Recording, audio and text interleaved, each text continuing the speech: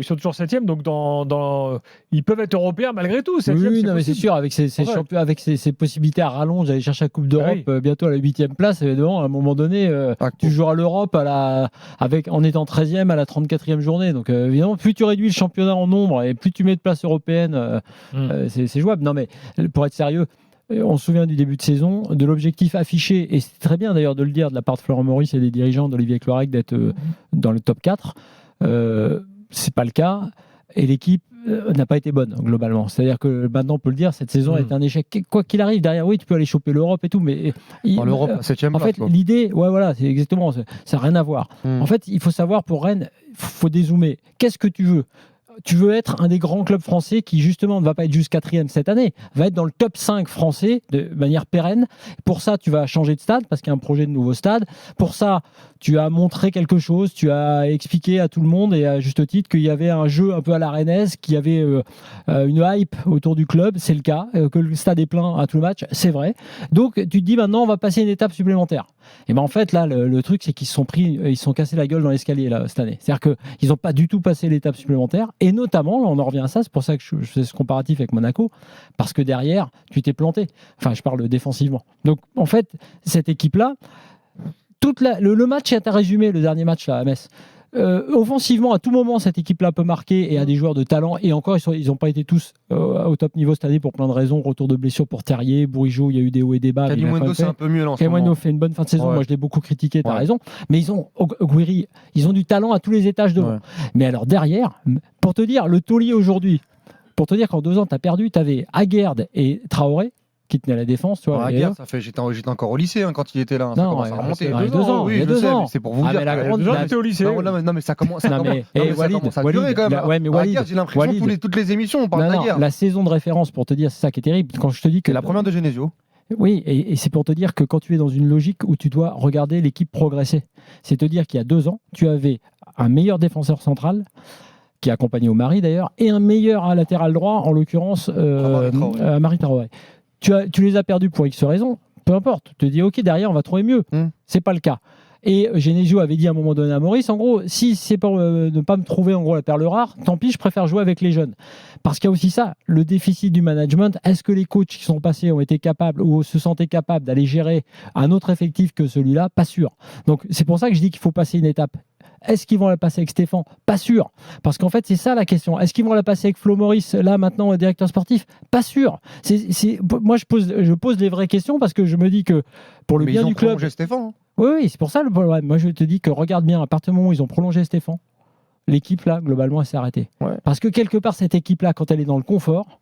Tous, les joueurs, c'est eux qui se sont arrêtés un peu. Après, est-ce qu'il y a un lien de cause à effet ? Je pense qu'inconsciemment, je te dis ça dans le sens où il y a une forme de confort, tu sais, pour les joueurs, en sachant que avec ce coach, ça se passe bien. Ouais. Bon, globalement, voilà. Ils auraient pu attendre la fin et Stéphane, je pense, aurait signé aussi. Je pense que l'annonce de la prolongation a été faite trop tôt. Ouais, ils se sont emballés, ils sont allés trop vite. Ça, c'est un des points. Après, déjà, la question de pose de savoir, est-ce qu'on doit aller et continuer avec Stéphane ou pas ? La question qui se pose après le départ de Genesio, ils l'ont traité en urgence, mais la question plus globale pour le club, je le dis, c'est la progression. Est-ce que tu vas changer de dimension, d'époque et d'étape avec Stéphane ? Peut-être, j'ai pas la réponse. Je dis juste, t'es pas sûr. Si tu avais sorti un nouveau coach avec un projet et avec un recrutement différent à venir, tu dis ok, il y a un projet, il y a quelque chose qui s'inscrit. Là, moi, je dis juste quel est le projet du Stade Rennais. Et moi, je vais te le dire, Flo. Quel est le projet du Stade Rennais ? En tout cas, je suis hyper sceptique et juste pour finir, effectivement, déception. Échec cette année. Et dernier point, la défense. Théâtre est considéré comme le taulier et c'est un mec exceptionnel. J'adore ce mec. Il a un gros état d'esprit, mais il fait des erreurs. Et il n'a que 23 ans. En fait, le taulier de la défense du Stade Rennais, parce qu'on pense que c'est un vieux briscard et tout, et c'est un mec génial. C'est un mec vraiment hors norme. Que j'adore et qui va progresser. Ouais. Mais aujourd'hui, tu peux pas aller à la guerre 20 millions. En changeant ta défense, en mettant au bout parfois, en le mettant pas, en ayant un Théâtre qui lui-même n'est pas irréprochable et qui, maintenant, le pire, c'est que même Mandanda s'est mis à faire des erreurs. Alors là, t'es mal. Mais Théâtre, le match contre Metz résume un peu ce que tu es en train de dire, c'est qu'il est en état d'esprit complètement dingue et c'est lui qui va sauver le troisième but messin sur sa ligne, mais sur les 2 premiers buts, il est fautif. Bien sûr. Et c'est vrai, tu le vois énormément, c'est lui qui va mettre le but, le 4-2 ou 4-3 contre Brest, cette frappe cette frappe dingue, etc. Mais et au-delà de théâtre, et encore, c'est pas le pire. Quand tu vois la saison de Warmed Omari, à un moment donné, il faut arrêter le massacre. Quand tu vois, encore une fois, Christopher Wu, parfois bon, parfois moyen. Moi, je vais te dire par rapport au projet. Déjà, le principal responsable de cette saison, c'est Florian Maurice.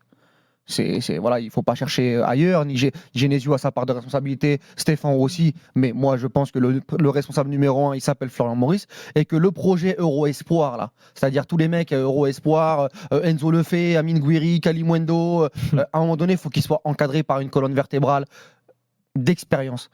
Et moi je vais te dire c'est quoi pour moi l'exemple que doit prendre Rennes, c'est Lille 2021, quand ils gagnent le titre, ils ont quoi comme colonne vertébrale?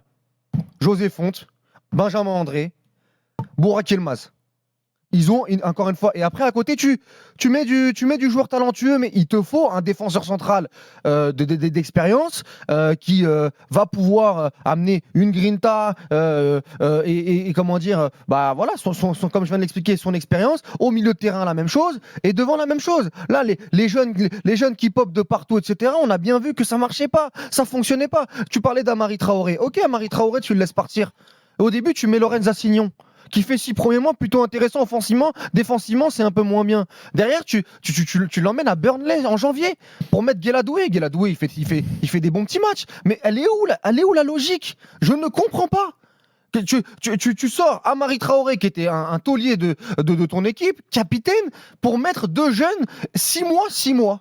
Donc moi voilà, et puis le recrutement, il est raté le recrutement pour l'instant. Alors on va attendre l'année prochaine parce que maintenant le football c'est une salle d'attente, il faut attendre, faut être indulgent avec tous les joueurs, faut attendre pour tout le monde. Mais Enzo Lefebvre, les blessures malheureusement, il a eu des bonnes choses, mais il y a trop de blessures cette année. Ludo Blas, son état d'esprit catastrophique. Quand il rentre à chaque fois, il est d'une nonchalance incroyable. Yildirim, c'est pas fou. Ouais. Matoussiwa, j'en attends un peu plus parce que je pense que c'est un bon joueur. On va voir ce qui va se passer. Il vient d'arriver. Le petit Seydou qui était très très bon à Clermont. Mais t'as besoin d'un mec physiquement défenseur central qui impose quelque chose.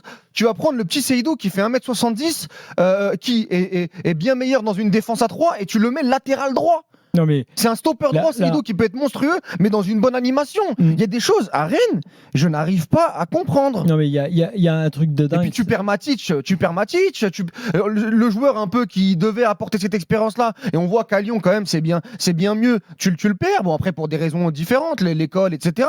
Il y a quand même des choses qui ont été mal faites. Il y a 2 choses. Il y a le recrutement, tu l'as dit, et tu as raison de dire, y compris cet hiver, parce que même nous on a été presque trop positif quand on a dit Matoussiwa, Seydou, tiens c'est bien. C'est 2 bons joueurs. Mais finalement, tu te dis que pour Rennes justement, si Rennes veut être ce qu'ils veulent être, ben c'est insuffisant aussi. Matoussiwa, même s'il a fait un bon match, il a un peu mieux Matoussiwa sur les deux. Ouais, mais bon, en gros, bref, c'est insuffisant. Ça fait pas la diff. Seydou, ça fait pas la diff. Donc derrière, tu l'as dit, les jeunes, même si certains sont bons, ils ont besoin d'être encadrés. C'est-à-dire que certains jeunes qui peuvent être meilleurs que ça. Gueladoué, c'est un très bon joueur, mais il faut qu'il soit encadré. Il peut pas devenir comme ça. Assignon, pareil. C'était une pépite, sauf qu'il était dans la salle d'attente pour avoir un transfert. On lui garantissait pas de jouer, donc au bout d'un moment, c'est lui aussi et c'est son entourage qui a voulu partir. Oui, mais on lui garantissait pas de jouer, mais il y a 6 mois, on sort Amari Traoré parce qu'on dit Lorenz Assignon, il va jouer latéral droit. Ouais, enfin en partie. C'était comme ça. Je sais pas si tu as d'autres infos, mais moi c'était comme ça. C'était un peu, c'est un peu plus compliqué justement parce que je pense que les discours n'ont pas toujours été aussi clairs et surtout dans l'attente ou pas d'avoir d'autres défenseurs qui devaient arriver. Et finalement, je te dis, Genesio dit à Maurice, si c'est pas du top, alors que Maurice lui faisait des propositions, pour le coup il a cherché, il avait des idées. Genesio préférait, c'est là peut-être la limite d'ailleurs pour moi, il s'est dit je préfère, ce qui était peut-être assez logique dans sa tête par rapport à ce qu'on vient de dire là, d'avoir un très bon défenseur comme Kim Min-jae, puisque ça avait été une de leurs pistes, sinon c'est pas la peine, je me débrouille avec ce qu'on a au centre de formation.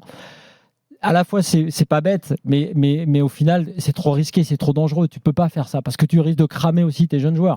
Même si effectivement ceux qui sortent du centre de formation de Rennes sont très bons. Enfin, là-dessus il y a pas de souci, c'est toujours un des meilleurs centres. Après la deuxième chose, l'affaire Matic est emblématique justement de ce problème de dimension.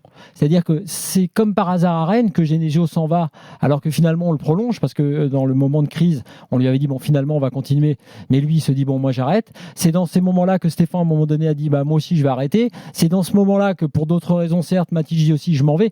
Si c'est le grand club, l'institution, le truc imparable, tu t'en vas pas. Oui. Tu t'en vas pas. Si t'es Genesio, tu dis je continue. Si c'est Matic qui te dit ici c'est top, c'est incroyable, on va grandir. Voilà. tout ça, ça te montre juste. Et c'est pas, franchement, c'est pas, comment te dire, c'est pas pour faire de la polémique. Hein. C'est vraiment pour un souhait.